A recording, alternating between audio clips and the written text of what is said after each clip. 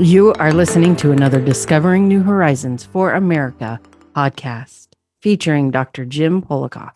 Dr. Jim's guest for this episode is Sherry Strong, who will tell us how to lose weight and keep it off through sugar-free living. As always, each podcast episode is a search for the truth and how it applies to our daily lives and well-being. Now, here to take you on this exciting New Horizons journey is our host, Dr. Jim Polakof. Yes, this is Dr. Jim Polakof, and welcome once again to New Horizons for America. And today we're going to be talking about something you have in the back of your mind or been thinking about, and that's either healthy eating or managing your weight, probably a New Year's resolution. So many Americans are making these resolutions to get in shape, to get their weight where it should be, and of course, to eat healthy. So that's what this episode is going to be about. In addition to that, I want to address, again, a concern that I've had as we go into 2023. Our political system is so divided. As Americans, we're divided. We don't necessarily, we think of our neighbor as the enemy sometimes, which we shouldn't. We really need to focus upon becoming a united country and getting over this division. And I'm concerned about it. I mean, we see that happening between Republicans and Democrats in Congress. And it's such a difficult hill that we have to we have to climb and get to the other side and get to the top of the mountain, as they say. If we can come together as individuals, our politicians are going to pay attention. They're going to see that we're really serious about coming together. And if we're serious about coming together, and if we can heal our division, so can our politicians. And maybe, just perhaps, we can get something done in Washington and locally as well, coming together, because we are, after all Americans. Now, to many of us who've made New Year's resolutions to become a slimmer version of ourselves, and to those who simply resolve to be eating healthier, which is very important from a nutritional standpoint, my guest is Sherry Strong. She's internationally famous as a chef, nutritionist, and a food philosopher. We'll get into that food philosopher. I'm curious about that particular designation. In any case, Sherry is the co-founder of World Wellness Summit, author of Return to Food, and has been featured on television programs as well as major media such as Vogue magazine. She's also the founder of Sweet Freedom.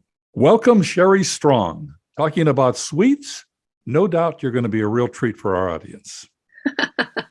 Had to start off with that. Thank you for having me, James. I appreciate you covering this topic. No problem whatsoever. It's a timely one, that's for sure, with everyone making New Year's resolutions. But let's begin with your journey to Sweet Freedom.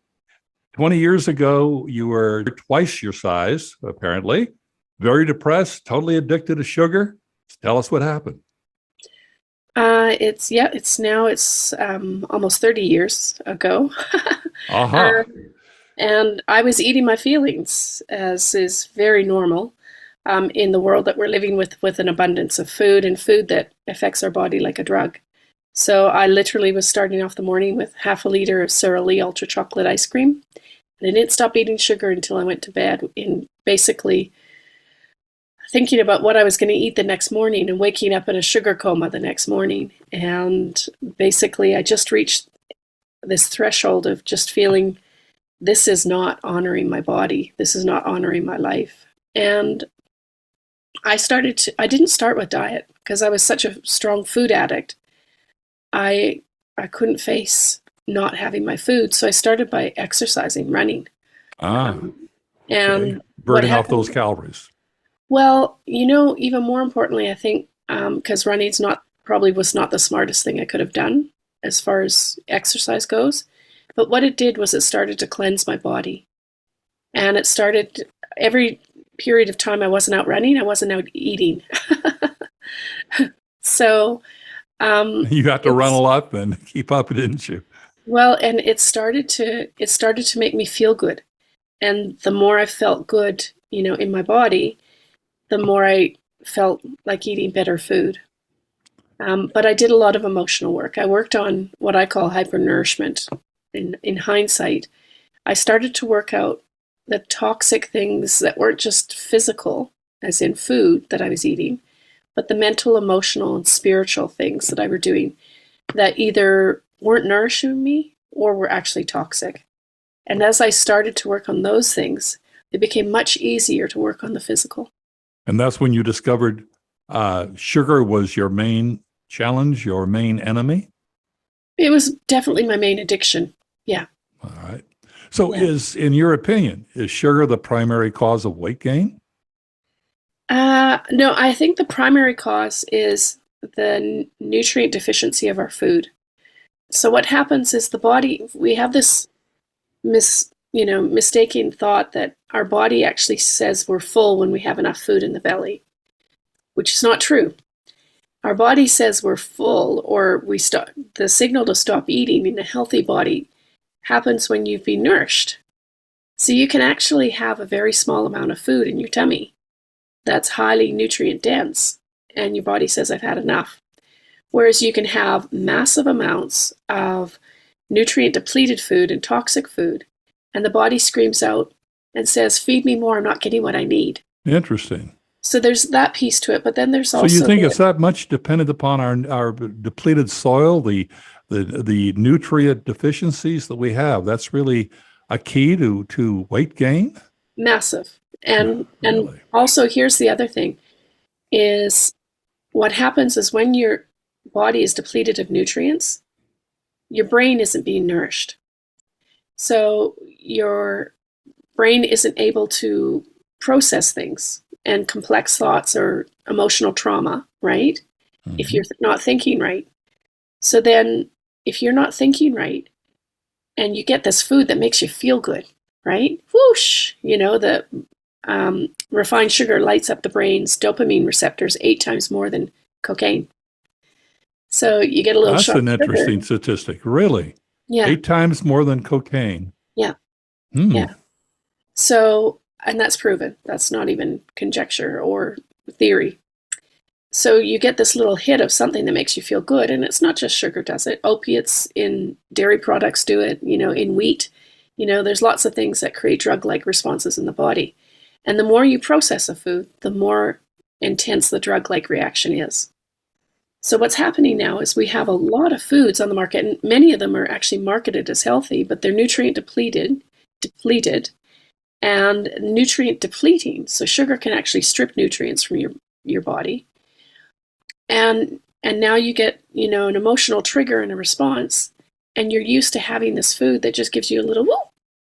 So I think what you're trying to say is, and correct me if I'm wrong, but I believe you're saying that our food is nutrient depleted at this point, and then sugar exasperates the problem even more. Is that correct? Yeah. Yeah, and it's not just sugar. So I call it the lethal recipe. And it's anything that's refined to the point where you have a natural substance in nature that has colors, flavor, compounds, aroma compounds, and it's processed so far that it turns into a white substance. All the phytonutrients have been removed, vitamins and minerals. So sugars, oils, salts, grains, and chemicals, which are routinely put into food. And even, like I said, a lot of healthy food have chemicals in them. Xylitol, that's a chemical. That's not a natural food, but it's put in lots of things to sweeten it because it doesn't spike your blood sugar. Well, just because it doesn't spike your blood sugar doesn't make it a healthy food, and doesn't mean it's not creating other problems within the body. So it really sounds like you're leaning more towards completely organic. Oh, I'm definitely, and even more than organic, biodynamic, permaculture, wildcrafted foods you can get locally that may not have an organic symbol on it, but the local farmer, because they don't want to go through the paperwork, is actually farming with far more integrity than the mass-produced organic farmers. But organic is kind of the baseline. But even I've noticed in the last 2 years, I moved to Northern Alberta to care for my parents, my aging and disabled parents. And I can't get the food that I used to get in Vancouver or Melbourne, which had farmers markets with organic growers year round. So I've actually moved to supplementation for the first time in my life. I was massively resistant to it for 30 years prior. But I'm finding it's the only way I can get what I need. In addition to the organic food that you eat, you're also supplementing obviously various, B vitamins and Vitamins and everything else, minerals. CoQ10, et cetera, correct? Vitamins and minerals are the big thing Yeah. because our foods are depleted from it.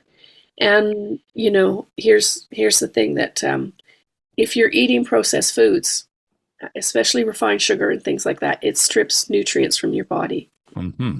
So the solution's not to just have supplements. A supplement is supplementing, but you have to have the base of good food, nourishing food, absent of chemicals, whether they've been grown with chemicals or processed with chemicals and had their nutrients stripped. That's the baseline. You have to have that, and then you supplement on top of it.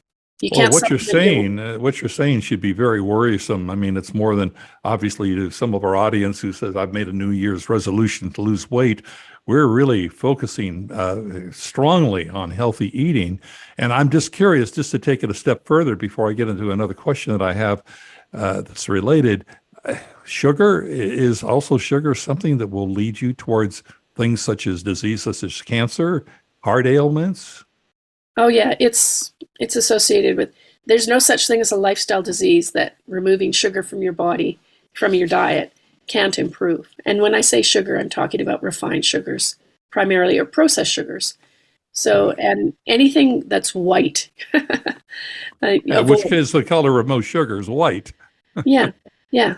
So Yeah. that anytime you process, but even a lot of the brown sugars sold, en masse by the big sugar producers, is Hmm. actually white sugar covered in a bit of molasses to make it look brown. So Yeah. I have a question for you then related to this. A lot of us get depleted, fatigued during the day, or even when we wake up in the morning at times, and we look for that boost that we Yeah. get, the sugar boost, so to speak. So if you take sugar out of your diet, where are you going to get that energy boost from? There's plenty of natural sugars in fruits and vegetables and things like that. So a lot of people don't realize that an apple is scientifically proven to wake you up better than a cup of coffee. The other thing to understand with coffee is that one cup of coffee restricts the blood flow to your brain by 40%. So, Although caffeine has been actually, from the medical authorities, so to speak, in the last 10 years, has been more or less looked at as a healthy product. And yeah, you're I think saying that it's not healthy, or I, exactly what are you saying? no, it's definitely not healthy. It's one of the world's most addictive substance used globally, caffeine, not just in coffee, but teas and things like that, and now caffeine drinks. There's nothing healthy about caffeine. And It's you'll very find that, interesting because there's so many studies of pointing to course, caffeine actually being healthy for your body. yes. Now, what you want to do is find the first, second, and third layer levels of funding for those studies. There's billions of dollars to be made in selling caffeine. Yeah. So poor Jose out there with the coffee beans, he's really Yes. part of a commercial enterprise to convince Yes. you that coffee Yes. is going to more than keep you awake. It's going to make you mentally alert and help your body. So Yeah. we've got to look a little bit more deeply into this. I'm going to be very curious. I've got to look Yeah. at these studies again from your standpoint, Yeah. because it's always been my feeling that caffeine in coffee, not in soft drinks or things of that nature, but naturally produced in coffee can be healthy. So we're going to take a good look at that. Thanks Read for bringing that to our attention. read a book called Caffeine Blues. You'll be it's very well researched. Caffeine All right. Blues. Yeah, So Juan now Valdez, you've by taken the away way. my sugar. You've taken away my coffee. Oh my God, I'm fatigued. What am I going to do to pick? Just I believe with what you say about fruits. Obviously, I've always been a huge advocate as a nutritionist of fruits and vegetables. And obviously we get our protein from there too. Everybody thinks you have to eat solid meat to get protein, and you don't really need to do that. But in any case, another tangent. But you're saying that if you're going to get that boost, it comes mainly from fruit, well, or no. Your body, when your body's nourished, it doesn't need boosters. When your body is getting all the nourishment it needs, it doesn't need supplements, it doesn't need boosters, it doesn't need pharmaceutical drugs, it doesn't need anything. Just real food will actually do it. And what you'll find is when you stop poisoning your body, you actually wake up feeling refreshed. You don't wake up thinking, oh man, I just need something to wake me up. I don't need something for energy. A healthy body is regenerative. That's I'm teaching a course at IPAC University on regenerative food philosophy. And I've taught food philosophy for over 30 years now because I believe it's actually a much more natural way of understanding how our body is, how we're meant to eat for the human species that is regenerative, not just for us, but all species on the planet. So, and that's why you have so many of these very good recipes. I looked at your website. You have a number of recipes on your website. And of course, as we get into the interview a little later, we're definitely going to be mentioning your website, which I think is loaded with some very good material. And I was very, very taken with your recipes, things that sound like they're really sweet, but they're apparently very nourishing for you. We'll get into that a little bit later. But as what you had referred on your website to nature's formula. Is that what you're talking about? Being good, healthy, nourishing food? Is that nature's formula? So it's nature's principle, and it's basically, it helps us understand how we're actually meant to eat as human species. I believe that the human body is incredibly complex. And to figure it out, we don't actually have all the science and capacity to fully understand the human body, even with as much as we've done in 200 years of scientific research. But the user manual for the human body is incredibly simple as far as taking care of it, watching nature. And this is how we know why traditional cultures that had no lifestyle diseases, literally no lifestyle diseases, they died usually in their sleep, past 100 years of age. They ate a completely natural diet. And they weren't eating the same thing all over the world. In fact, biodiversity of the planet depends on us not all eating the same thing. But what they did was they lived by observing nature. And nature actually tells us what we're meant to eat and the quantities we're meant to eat it, and by how easily it's obtained in nature, and when it's obtained in nature, and how it's obtained in nature. So that which is most abundant, we require the most of. Harder to obtain in nature, we require less of it. And if you cannot get it in nature, not only do we not need it, it's harmful to the body and the planet. So if we go back to what is most abundant, nature is, when we live by it, it's easy to understand. Our body's most life-dependent nutrient, we can't survive seconds without, is everywhere. It's air. And when I used to teach nutritionists at the Institute of Holistic Nutrition, and I would say our most abundant and life-dependent nutrient is air, they'd say, air's not a nutrient. I said, what's the definition of a nutrient? That which is required for growth. Try and grow something without air in your body. That's a very good point. And actually, I think it also, which is sort of phenomenal when you think about it, year after year, the life expectancy here in America and different parts of the world has increased, but lately life expectancy has actually decreased. Yes. Do you think that's possibly because we're not getting all of the nutrients we should? That's part of the reason? I'm a big believer in terrain theory. And terrain theory says that all disease stems from two things. Toxicity. We are under enormous toxic environmental loads. Just enormous. It's unfathomable when you start to look at our air, water, land, how it's actually systematically being poisoned. And everything that I'm saying is verifiable. It's not it's not theoretical. So just going back to, so it's toxicity and malnutrition are the things that create disease. So if you look at going back to nature's principle, air, water, we can't survive without air for seconds, right? Mm-hmm. Can't survive without water for days. And then there's vegetation, right? But even amongst vegetation, nature actually has a way of communicating what we're meant to eat more of or less of. So vegetation that grows close to the ground, green things, are much more readily available.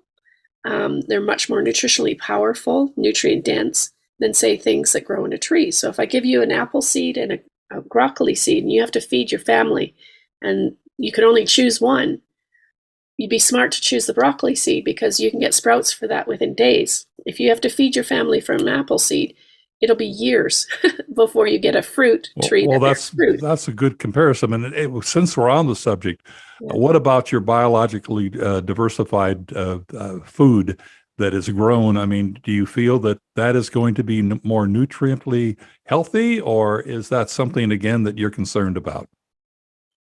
I'm not sure I understand. Well, in other words, Biologically diverse. we're talking about food that's going to be scientifically produced as Ah, opposed to from right. nature itself. Oh, yeah. Every step away from nature diminishes the nutrient profile of a food. And you can find lots of marketing information from biotech companies that will say the opposite, but you can't actually trust their information because it's not independent. And many claims, like when they had the golden rice that they felt was solving nutritional problems, they actually removed it from the market after much hype that it was proven to not live up to the hype. So when you take a wild food, it's going to be far more nutritious than something that's organic or biodynamically grown, you know, and every step you take it away from nature, the less nutrition it has. So anything that's grown in a lab, I wouldn't touch. You know, that there's an expression, eat plants, not things from plants. Well, that's Right? sort of sad news for the livability of our planet as it becomes more and more populated and food No, becomes not as plentiful.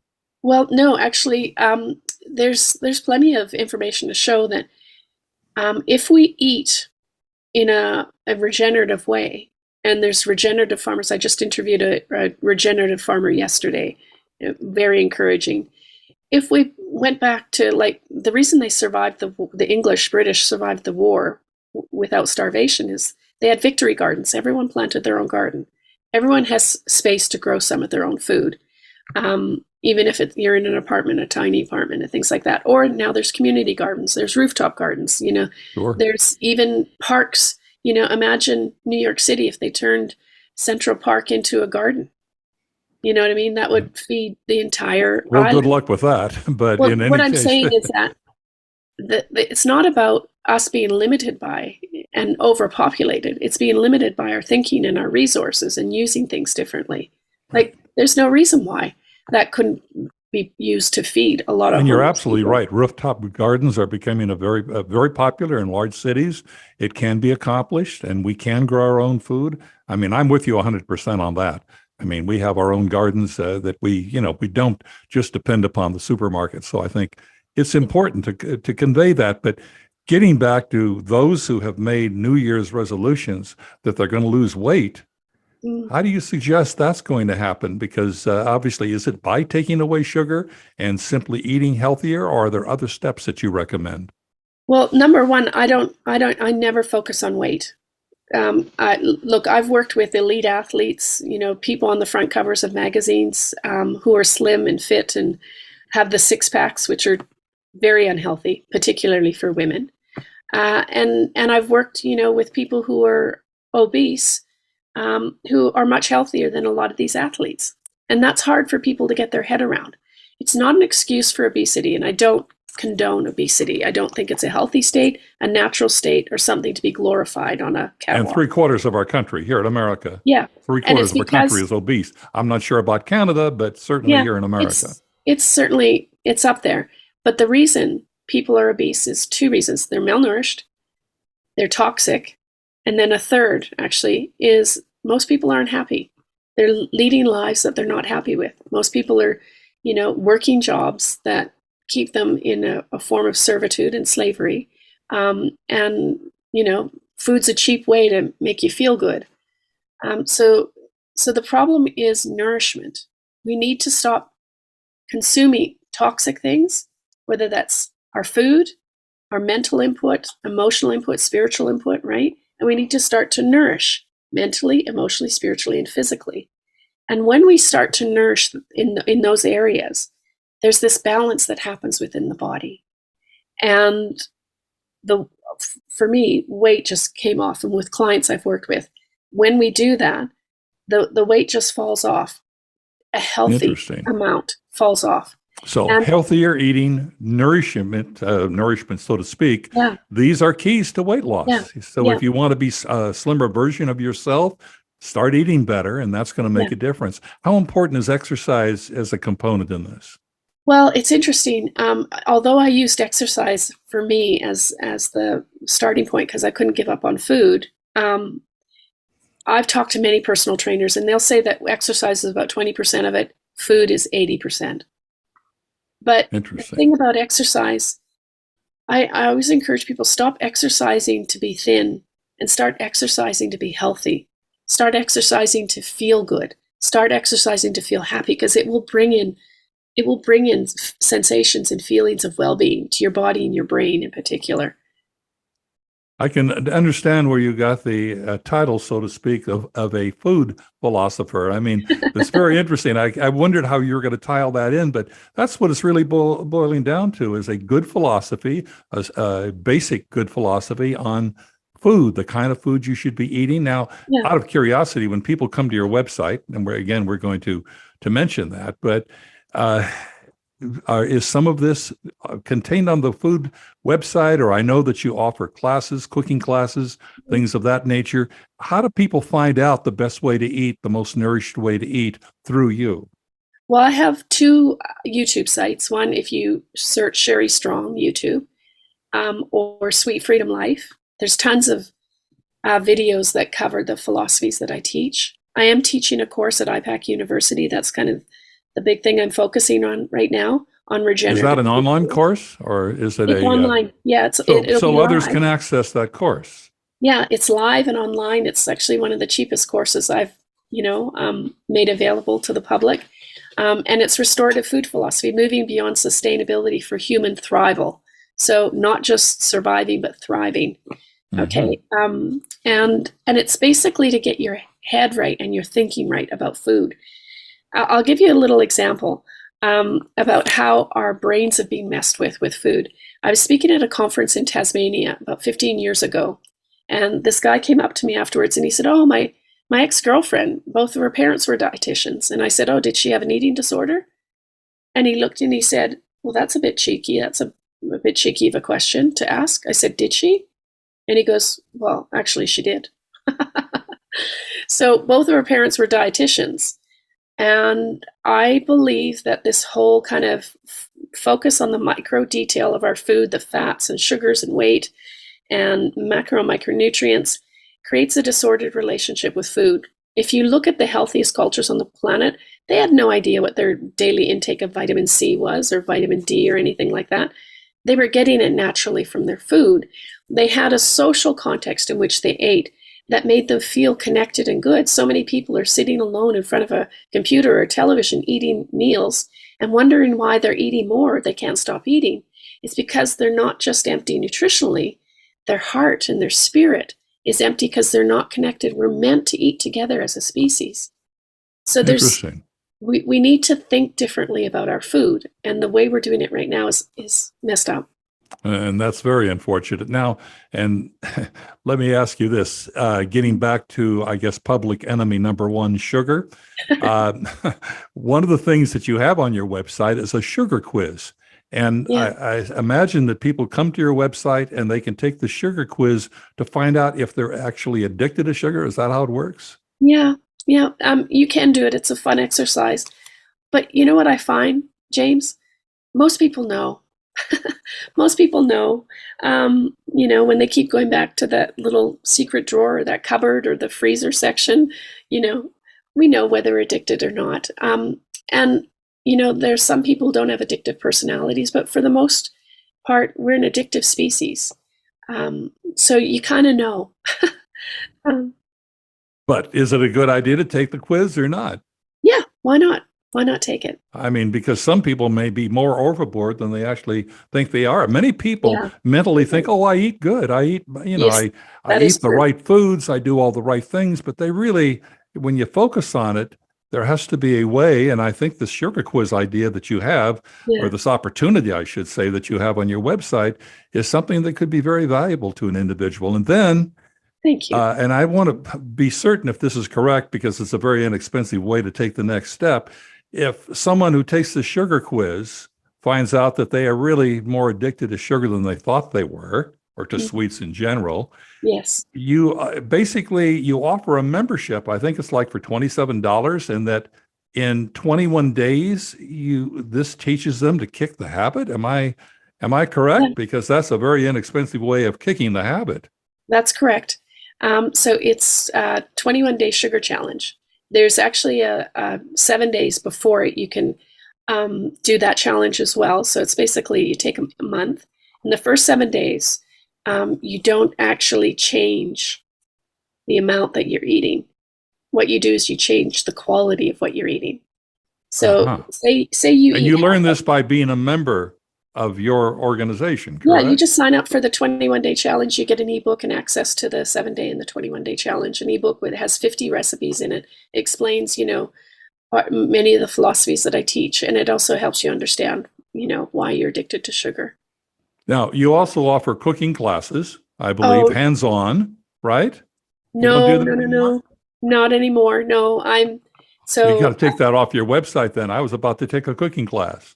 oh, I didn't even know it was on there. I think so. I'm Oh, pretty sure that maybe it was my imagination and maybe I yeah. wanted to Oh, take a cooking class. people can hire me to come into their home, or they can, book out a class in my home. But Okay. All you right. know, So maybe that's what there's I was thinking of. So there's do they come to you for like private coaching or do you do yeah. groups? How does it work? So I do a mixture of things. I've done, corporate speaking. I was prior to COVID, when they were having conferences, I was a keynote speaker at conferences. People would hire me to, help their teams or their company and the people within their company to basically get off sugar, because sugar will decrease the productivity of any workforce. But I also have people who've flown me around the world to do lifestyle makeovers, and basically I will do um, go through their whole home to make it supportive of them being healthy, and we replace all the things that they have in their house with things that are nourishing, energizing, protective, and get the lethal recipe out of the house. And I'll do cooking classes with them, their family, in their Mhm. businesses, that kind of thing. Um, So we can basically, our listeners and viewers can come to sweetfreedomlife.com and they're going to find how to access you, access this information. But by the way, I love some of your recipes I want to share with my audience. And that is, I'm intrigued by your coconut chocolate bars. Now, I would think that would be as sweet as can be, but apparently it's very nourishing. You've got vegan mayo, which is another way to go rather than your typical mayonnaise that you're getting off the shelf. And then you've got healthy pesto recipes. It's really, your website is really quite a treasure, so to speak. So it's yeah. sweetfreedomlife.com, correct? Yes, and the pad thai, the yam pad thai noodle recipe is Mm-hmm. super easy and incredibly delicious. It's amazing. Yeah, So all of these recipes that you have on your site, they're all geared for nourishment in terms of eating, as opposed to the typical eating many of us are doing today on a daily basis, right? correct.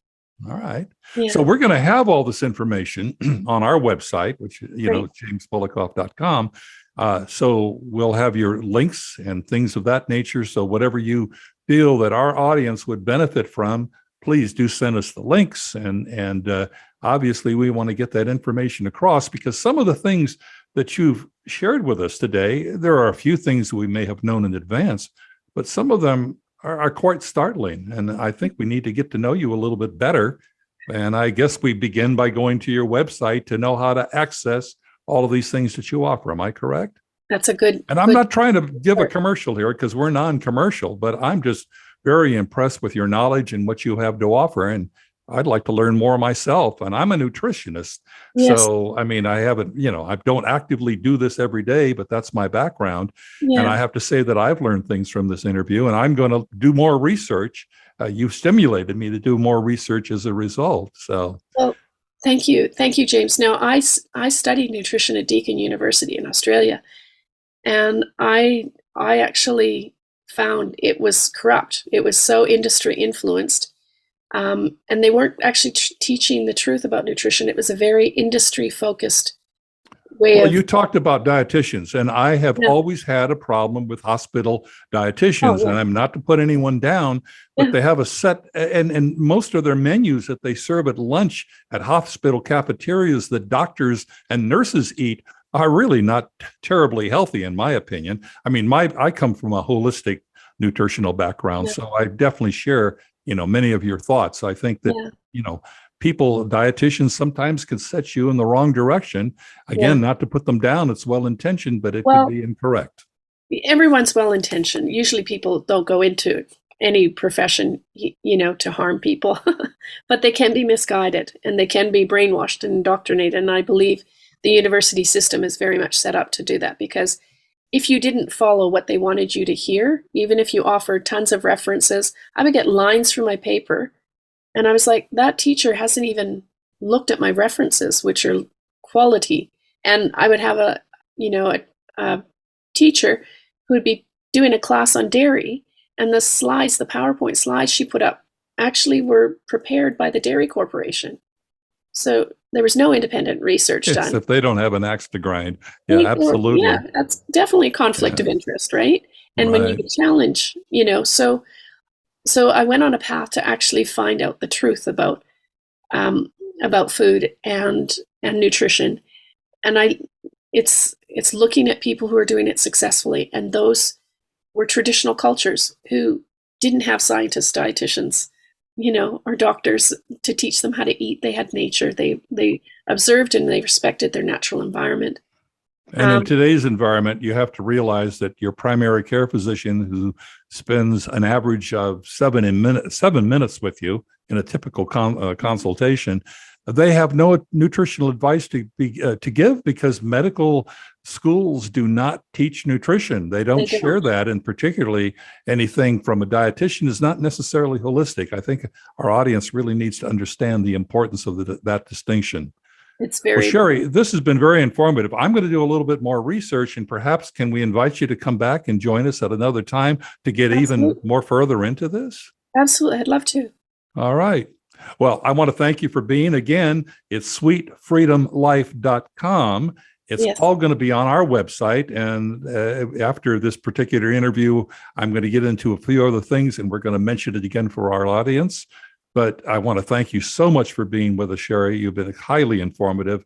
Thank you so much. My pleasure, James. Thank you. Want to discover more information about sugar-free living and how to lose weight and keep it off? It's really simple to do. Just visit our website, jamespolakof.com. That's James, Polakof.com. You'll discover a variety of valuable resources on our website and other terrific New Horizons for America episodes. Again, jamespolakof.com. Now back to Dr. Jim. I want to thank our audience once again for joining New Horizons for America. We really appreciate you coming back and staying with us.